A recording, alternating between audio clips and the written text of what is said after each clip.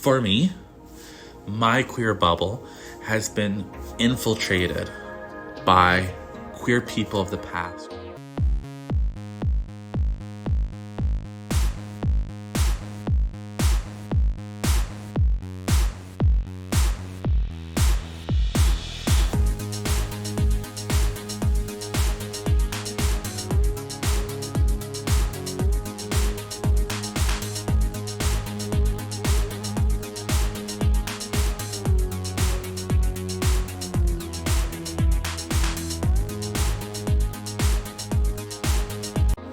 Hello, it's time for another Grimoire Ramble.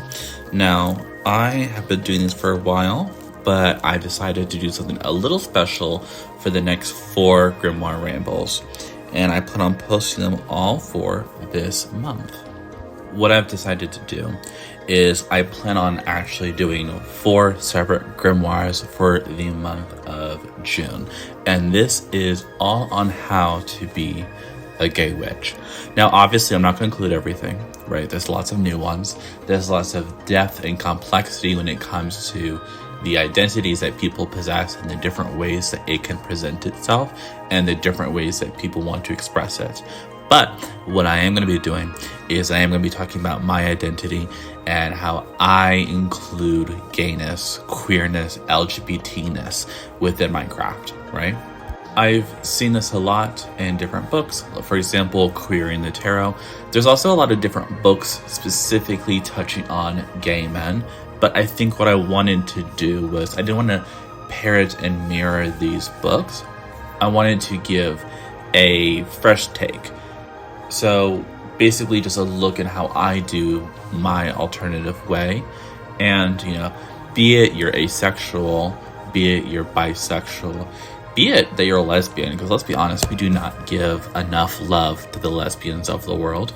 You would still be able to listen to these and take something from this, especially with the reading at the end of every Grimoire Ramble.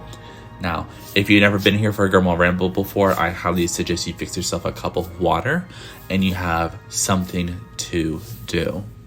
I personally love using Grimoire Rambles and similar videos like this for body doubling. So if you have a journal you want to work in, if you have an arts and craft project you want to work on, perhaps you want to clean up some dishes, save the video, you know how to do that, or listen to this whenever you want, and let's get some stuff done. Now, for today, right, just for today, because there are 4 separate parts, what I'm going to be doing is working on this illustration of Sante Muerte with the caption Blessed and Wrought. And I'm going to be going over a couple things.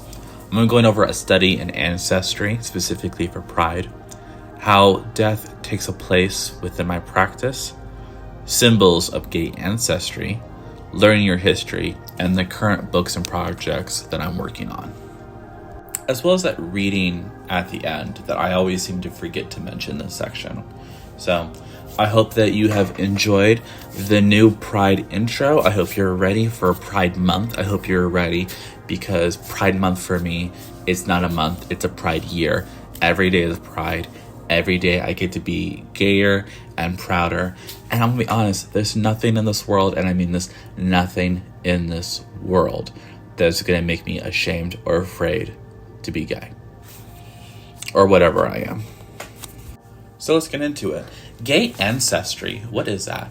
I heard someone say before that the way they specifically see ancestry, and I'm stealing it from them, was they saw it as like a thin red ribbon that connected them to cultural ties of the past. And when I think about LGBT history and queerness and gayness and what does that all mean, I should just say the queer community, because let's be honest, it's a lot more inclusive and it upsets TERFs, or as I call them, farts, F-A-R-T, which stands for, are you ready? Feminist, appropriating, radical transphobes. Because let's be honest, the language that's being used with feminism nowadays, it's being misconstrued, it's being weaponized, it's being used as a weapon to just attack and attack and attack just the most innocent and already victimized groups of people. But back to my main point. queerness as an ancestry. So let's say that you're gay, right? Let's say that you're a lesbian and you got kicked out. And all these books, all these witchcraft books are saying, like, you need to worship your ancestors. You need to worship your ancestors. And what if you're a lesbian and you're white? What if your ancestors, participated in racism, right? What if your ancestors were terrible people, violent people, right? What if they were pro-persecution of minorities? What do you do then, right? Are you still supposed to hold up your racist, transphobic, bigoted ancestors, people who literally brought you into this world? I say no, okay? I say no because, I'm gonna be honest, I think the world can be a lot kinder than it currently is. And we can be kinder to ourselves. So the way I see ancestry, pulling from and extrapolating from that red ribbon theory that was brought up earlier, is ancestry through cultural ties, ancestry through culture, what brought me here today.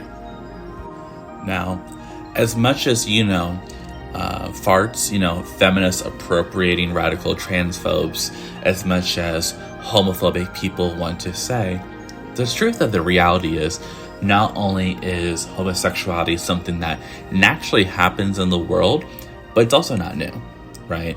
The fact of the matter is, it's not new. We've always been here, and we always will, and you can't get rid of us.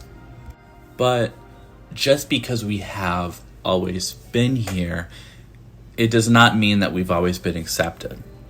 And it doesn't mean that this path has been an easy path for everyone, nor does it mean that the path, on top of it being easy, needed to be as hard, or that we need to worship how hard the path was towards public cultural acceptance of the queer identity.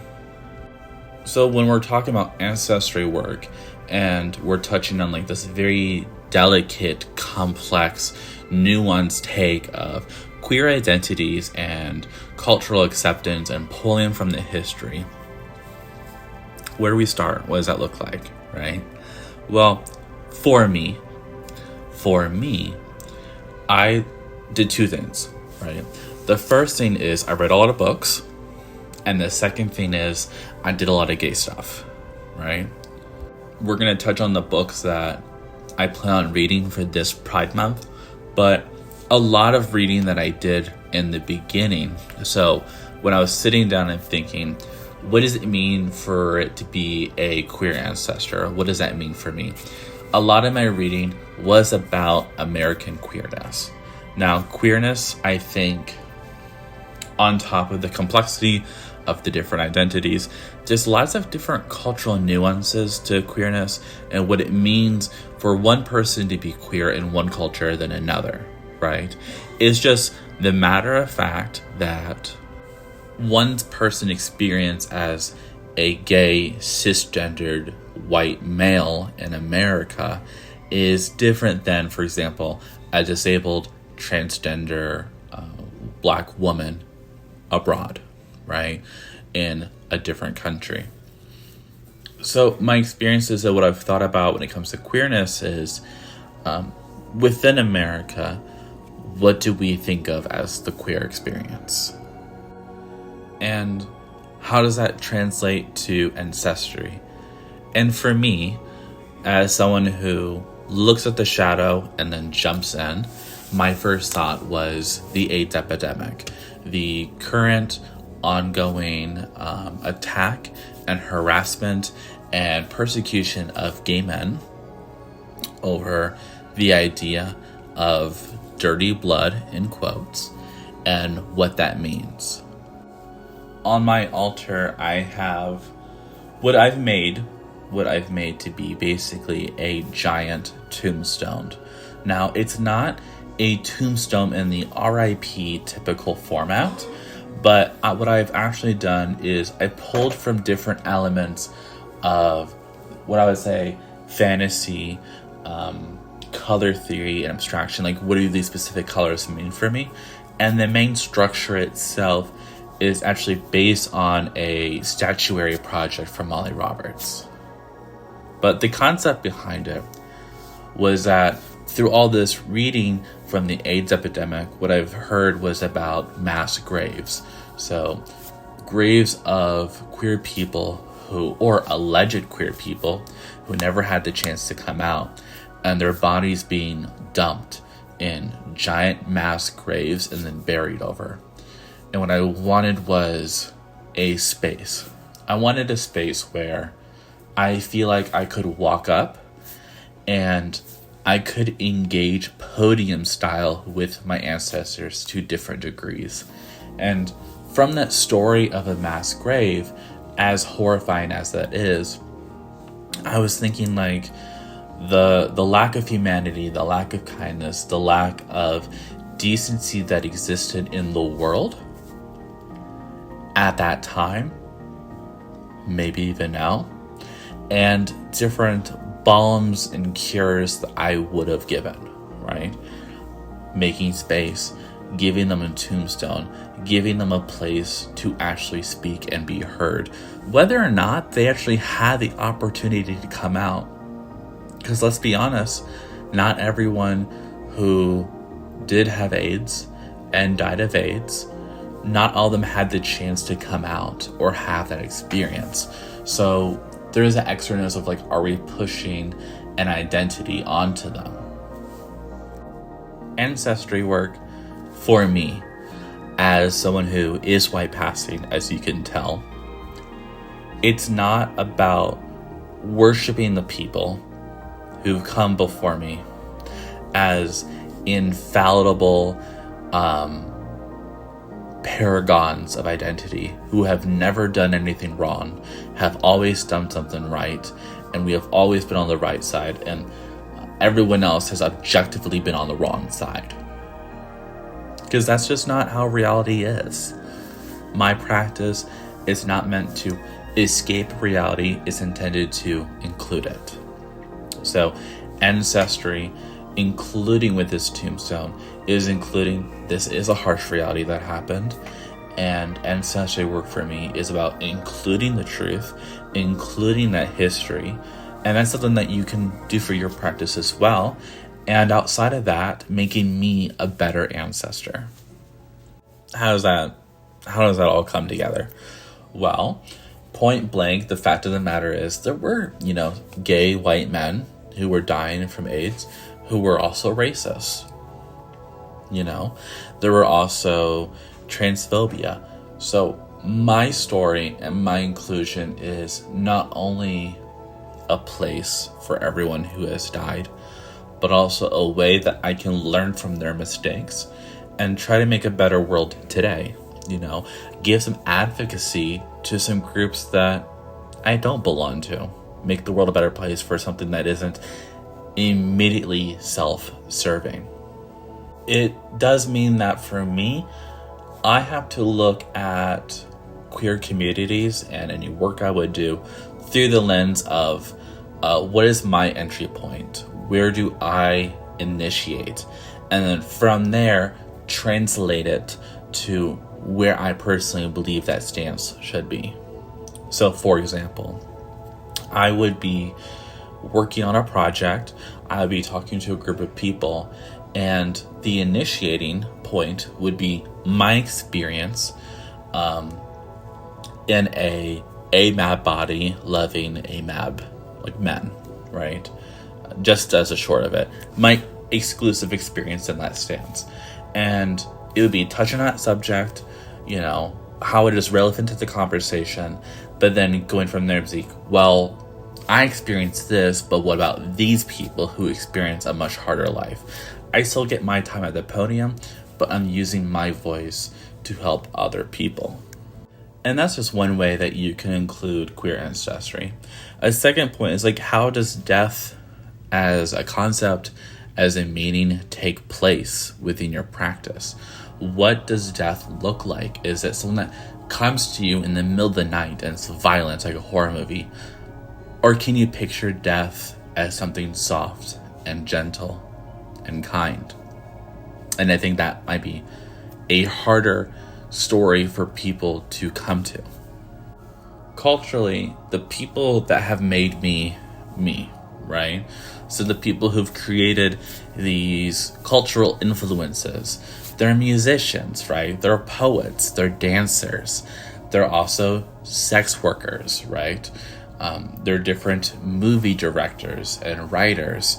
There's also people who, I'm gonna be honest, like, you wouldn't even consider their influence because their stories are untold on purpose, right?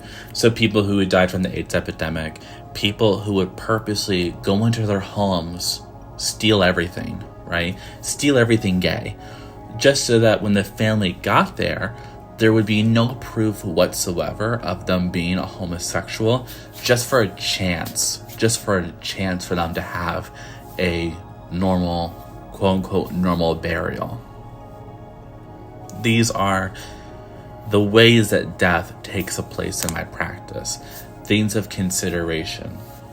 One of the reasons why, for example, like the death takes a practice, something I consider so heavily, is the practice of recognizing who was in your corner when you needed them the most.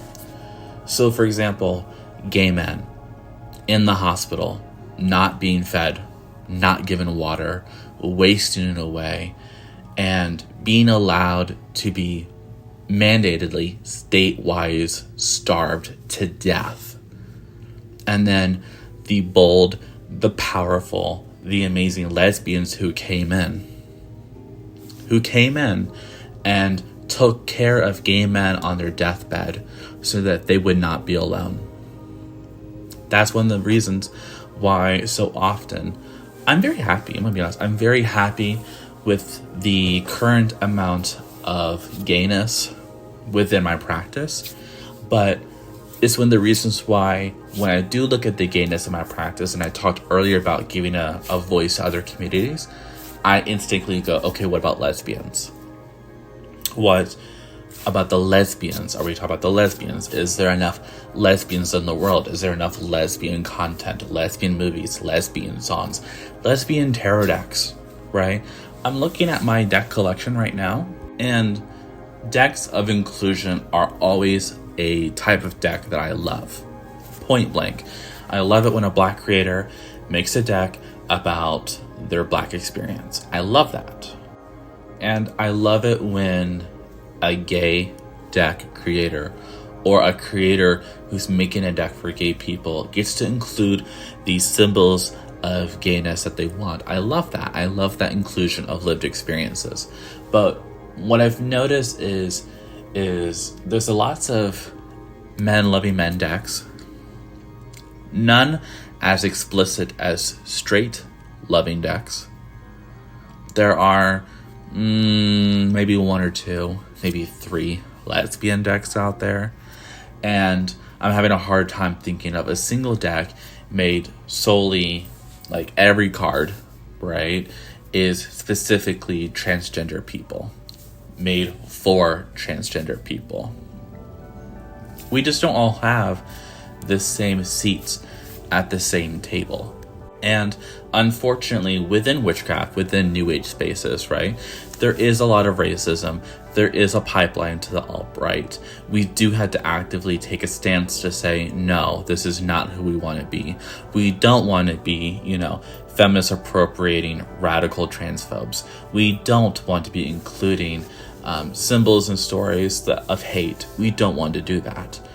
But we also need to go forward and say, I do want to include stories from other people who haven't had a space at the table. And that's your practice too, is this is your table, this is your altar. What do you want to include, right?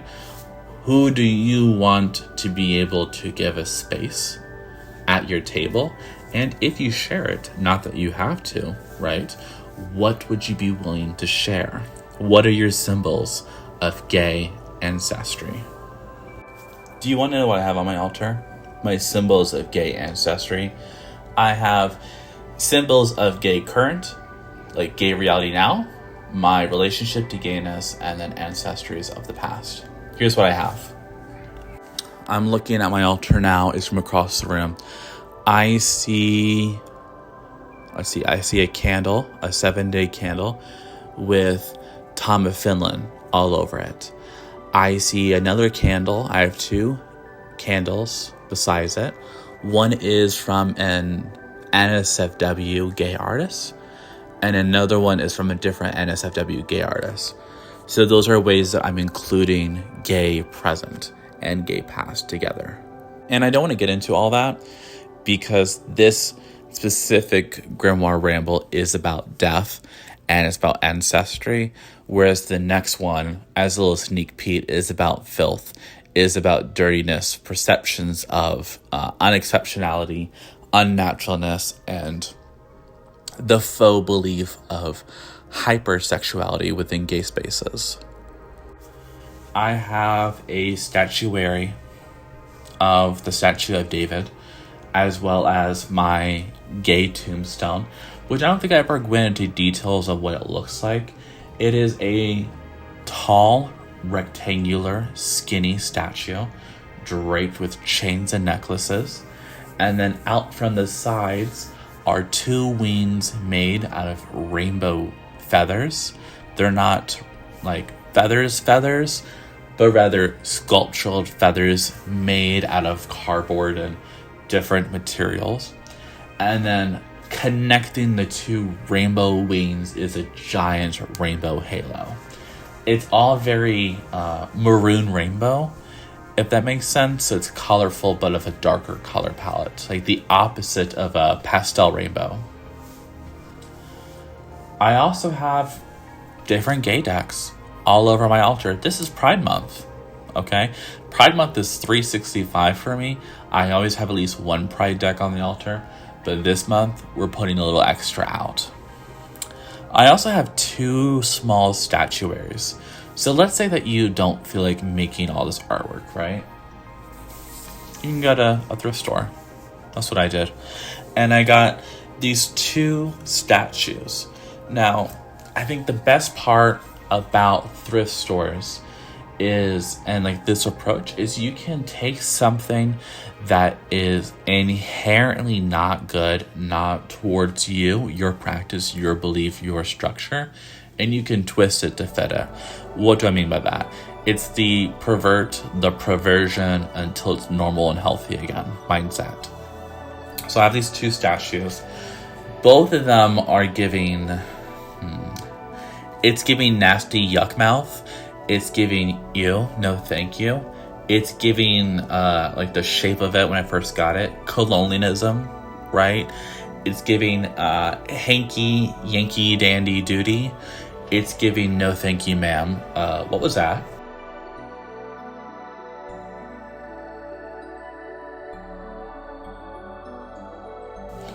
And what I did is I repainted it, right? So it was a man and a woman. Could have been perfect if you were straight, but I'm not. And I repainted it. So the man statue, I took his petticoat and I painted it pink, and I gave him this almost like doll-like dandy paint job. He's a very fancy boy, you know. He's a very fancy gentleman of certain economic regards. And then the woman, you know me, I love Dracula, I love me a goth and a little bit of gay. Absolutely. And I painted her to look like a monster, you know. She has what would have been her exposed womanhood up front, so to speak. I painted a skeletal chest plate. And I painted this monstrous makeup job on her. And behind both of them, I've scribbled very loosely a hot pink triangle that's glued behind their heads as a halo. But for the woman specifically, because this is about horror, it's about including death and the reality of death. I'm trying to see how I can phrase this very politely. I took a piece of embroidery thread and wrapped it around wire and then twisted it in a shape used for self-harm, and it's hanging from her neck. Because the reality of the situation is that not every LGBT person, not all queer people get to make it to adulthood. And I wanted to have a space where I have spaces for queer adults on my altar. I have spaces for the ones who were buried that weren't given a tombstone. But I also wanted space for people who never got the chance to come out, who never were given the opportunities to live the life with the luxuries that I currently envelop and enjoy. I'm gonna be honest, I covet so much. I coveting sometimes. If I won the lottery, I would buy so much stuff and it would not even make a dent in the amount of money that I would have, because all the stuff I want is small things. But I just think that when it comes to the queer experience of privilege, as terrible and as intimidating as it is right now for queer people, right now for trans people, I just try to remember for myself that we've been here before, we've been through worse, and I'm gonna be honest, I'm not afraid. Different symbols of gayness that you can include: lesbian pulp fiction covers, gay pulp fiction covers. I will say if you're trans, and this is specifically because I've been doing my research in this, there were very, very, very few transgender pulp fiction covers if you were looking for the cues and the subtle context clues. And they were specifically through the lens of people who are cross-dressing, which, as we know, is not the same as being trans, but we have to remember what is the vernacular and the language that we possess today that they did not then. Another thing, besides pulp fiction covers, you could use certain, how can I phrase this, adult play materials. You could include certain books, right? Certain books that were made by your favorite queer authors or have your favorite queer storylines. You can include images of gay art. I know a lot of people who have a lot of different connections to, sorry, I had to pause there for a second. My brain was saying Steve Buscemi, but no, I was thinking about Keith Haring. There's a lot of people influenced by Keith Haring, and you can include different artworks of Keith Haring on your altar. To be transparent with you, I'm working on a personal project for myself. I would love to share it eventually since it's done, but I'm collecting artwork of different queer artists who I personally like. People like Anthony Hurd, Dani Torrent. I love Dani Torrent's work. Dean Wenjie, I don't think I said that last name right. He is a Asian man whose artwork is consistently attacked today, and he's extremely prolific, and I just can't find his art anywhere, right? He makes accounts, posts the art, people take it down. That's how it is. Maorenc, I love Maorenc. Maorenc is I believe, Bara artist. You have Heybeefcake, Jaime Hayde, Girthofvenus, Guys Drawing Guys, Pierre Et Gilles. There's so many different gay artists that I, as an queer person in my paradigm, can include. And you can go out of way to include artists that you personally enjoy on your altar and your practice. I think I saw someone say that, at the end of the day, all artwork has been influenced and subjugated in some way around the themes of, food, sex, and death. So you can reconsider your considerations over food, sex, and death. And death as a subject, as a influence in this practice from this point of view, is saying, you know what, I could die any second. I want to have as many queer people on my altar. I want my altar to be a family.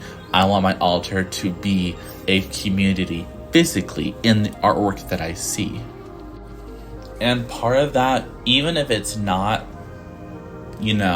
full on whatever you expected to see, you can also speak covertly with gay art. So symbols of covert gay art for me: a box fan, a clock, a pile of candy in a corner. I'm just reading, for example, for the clock one. Untitled Perfect Lovers is the title of 2 different artworks created by Felix Gonzalez. Each of the artworks consists of 2 identical wall clocks hung side by side so that they are touching. While installed, the clocks are initially set to the same time, but may fall out of sync over the course of an exhibition. So, the concept is you have 2 clocks, they're both showing the exact same time, but at one point, the clocks could desync. One clock, their batteries could die. And while touching still, the living clock would continue its life, still being touched by the remains from the remnants of the perfect lover who is long gone. With the box fan, for example, it's called Electric Fan by John Boscovich, and the piece consists of a functioning electrical box fan within a box itself with holes. So it is plugged in and you can feel the air coming through. And it's inspired by the only possession that Boscovich was able to keep that belonged to his lover following his death. And the premise of it is that you get to sit in front of the box representing his dead lover. And you can't touch his lover. He's gone. He's dead now. But you can still feel the breath. You can still feel the breeze. You can still feel the remnants and the different ways that he has touched us to this day with his life and his legacy. But you can never touch him. Another example, to go in depth with the pile of candy, Portrait of Ross by Felix Gonzalez. Again, it's one of his works where it's a pile of candy weighing 175 pounds, representing his dead lover. Sorry about that, I started coughing. But the idea is that this giant pile of candy weighing 175 pounds represents his lover. And you are encouraged to take a piece of candy. But mirroring the different ways that society had failed Ross, mirroring the ways that he withered away, Ross, the installation, is also removed slowly as people take more and more and more candy away. And the candy then, specifically the loss of candy, becomes a progression towards death for the lover Ross. And that's 3 different symbols: a clock, a box fan, and a piece of candy that we can use, whether it's a photo of or an inclusion of, on our altar, just to key us in to death and death ancestry. Inevitably, ultimately, when it comes to death and queerness, something that we can do to be better, whether it be queer people, better archivists, better witches, is we can read our history. You know, people died at Stonewall. Like when people don't know what Stonewall is.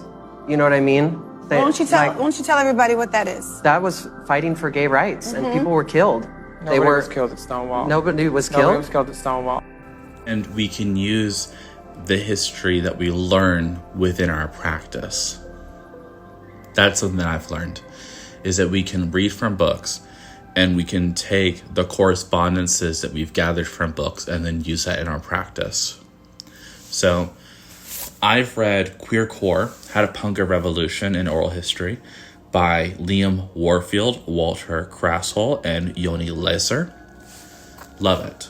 I think that book, as a oral history, presents lots of different conflicting identities and points of view towards queer liberation. Because that's what it is. At the end of the day, we're not all going to agree on how to get to the other side. but the main point is we work together. I'm currently working on Witchcraft and the Gay Counterculture by Arthur Evans. And that book right now where I'm at is making a very specific point of inclusion of trans men and Joan of Arc. And I think that historical inclusion and what it could mean, world-shattering. And I think when I get to the end of this book, I might have lots of different revelations and different correspondences that I might be able to share with you next Pride Month. Other books you may want to consider reading: Tinderbox, The Untold Story of the Upstairs Lounge Fire and the Rise of Gay Liberation by Robert W. Fielsler. When We Were Outlaws by Gianna Cordova. And The Queer Art of Failure by Judith Halberstam. You know, if I said all those names right. When it comes to death and ancestry and inclusion, it's you know better, so you do better. And part of that is learning from our history. It's including the cues where we are. It's recognizing that one day we as queer people are going to die. One of my biggest pieces of advice, which I feel like if you're listening to this, you are already doing this. There's not a chance that you don't already do this in some way, but just to be safe, it's journaling. It's creating a record for tomorrow that you have existed today, so that down the line, if it ever gets brought up into question, it cannot be denied that you or people like you have existed today. I'm seeing a lot of different conversations at points that's like, well, how could I make art? How could I make art at a time like this? And the question of like, well, why wouldn't you? Why wouldn't you make more art? There are people who are making art right now that are saying gay people have never existed. Why wouldn't you want to prove that you've existed? Why wouldn't you want to be happy? Why wouldn't you want to make more queer joy? And it doesn't have to look like you leading by yourself a solo protest of 100,000 different people. It doesn't have to look like that, Journal. Include your own life. Beauty is the detailed observation of life. And with journaling as part of our ancestry practice, we can create a queer beauty and queer reality with compassionate honesty that we can loan out and share with our future ancestors, so that while we learn from the people before us as we have inherited their sins, we can continue going forward and give a kindness and compassion that we had wished was given to us. So, I would say that we're approaching the end now. Let's go ahead and pull a card. Now, I've actually pulled 2 cards, and this is from the Tarot from Arrow Zero. Now, later on this month, I'm going to be going over a deck walkthrough, so you are going to see these 2 cards, and you're going to see exactly in depth the art of them. They are an autistic, asexual creator. That includes that they're non-binary. And their artwork, I think, is a perfect example of inclusion, of ways that we can include and financially support LGBT artists today on top of creating our own LGBT art. And I pulled 2 cards on, the overall topics of the conversation I've gone over. How can we be better ancestors? How can we include ancestry within our practice? And let's see what we pulled. The first card is the Chariot, and the second one is the Sun, and it's showing a little butt, so nudity warning when I show it on the screen. Silly me, I accidentally grabbed the wrong deck. I am actually pulling from the Men Plus Monsters deck. Same creator, different cards. So, how can we be better ancestors? How can we include? This is what it says for the Chariot card in the guidebook. Sphinxes are rare to see in the sky as Silvos, and you're really only likely to see one in particular, Ravi. Though not a true Sphinx, He is a human who shapeshifts to become one. Ravi enjoys being both monster and man. He annoys monster hunters who are looking for a real monster, and has been sold back to his own guild several times. When asked why he continues his antic, he responds that he enjoys seeing the world from a new perspective, but also dislikes being naked in public. Upright. As a master of the Sphinx-led chariot, you are pulled in different directions through land, sky, and clouds. You may feel as though you are facing emotional turmoil at this time. These internal conflicts can be resolved peacefully. You may even find that what appears monstrous may have a familial, kind face. How interesting, that last note. What could appear monstrous and unkind could actually have a kind face? Almost like the ways that we would perceive death could actually be a comforting force for us. To know that there have been people who've gone through exactly what we've gone through, if not worse, and still continue to live their life. I think what this is saying, honestly, I think what this is saying is just go for it, Write down a list of every queer thing that you enjoy. Write down a list of different ways that you personally find joy in queerness, different books that you've read, different stories that you've found, different games that you play. And it doesn't matter if you think it's cringe or weird or different. Just create the list and then say, okay, I have to find a way to include these. I have to find some way to include it into my practice. And there's always a way. There's always a way to include queer people, queer stories, queer art, queer identities, queer tragedies into our practice. For the next card of the sun, it says, "Dear all my guild friends, want to hang out later today? I'm going to make a big pizza for you guys. Or 2 if you can't decide. And then I'll make some cupcakes and we can play games. Did you know that sunflowers are really tall and that sometimes a bunch of them grow together and you can get lost in them?" Upright, it says, "The sun is shining upon you. It is a time of abundance and a new opportunity has arisen, ensuring new beginnings and portending new successes. Things seem to be looking clear for the first time in a while. Your newfound energy will instill you with well-deserved confidence. Let your naked truth shine true." So if the chariot as a concept is saying, just do it. Just do it before your brain can talk you out of it. Do it before you let the fear, the public ridicule be a thing that holds you back. The sun could be, in this case, a reading not of saying, it's not real, only good things are happening, only good vibes, peace, my man, not that, but rather, now might be a time to be even more aggressive, even more aggressively queer. Now might be a time to be even more sacred towards queer joy. Be weirder, be stranger, be gayer, be queerer, be louder. Just be more present. And look for ways that you can create your own queer joy. For me, my queer bubble has been infiltrated by queer people of the past who, during dark times, have said, I can't. I just need something good to look forward to. And they created it themselves.